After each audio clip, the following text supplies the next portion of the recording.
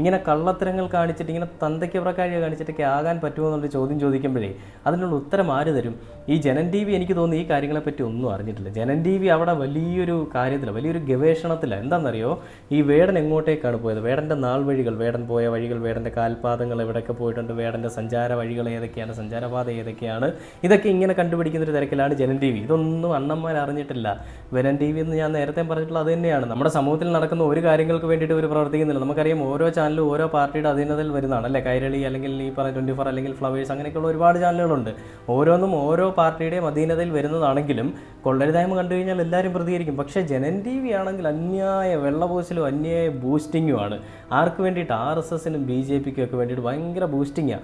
ഇതിലും വന്നിട്ട് മെഴുകുന്നവരുണ്ട്. അതായത് ഈ സുരേഷ് ഗോപി ജയിച്ചതിൻ്റെ പേരിലുള്ള വിഷമം അങ്ങ് തീർക്കുന്നതാണ് എന്നൊക്കെ പറഞ്ഞുകൊണ്ട് ഒരു കള്ളക്കേസിൽ വേടനെ കൊടുക്കാൻ നീയൊക്കെ കാണിച്ചിട്ടുള്ളതിൻ്റെ ഒരു ചെറിയൊരു ശതമാനം കാണിച്ചിരുന്നെങ്കിൽ ഈ സുരേഷ് ഗോപി എന്ന് പറയുന്നത് ഇത്രയും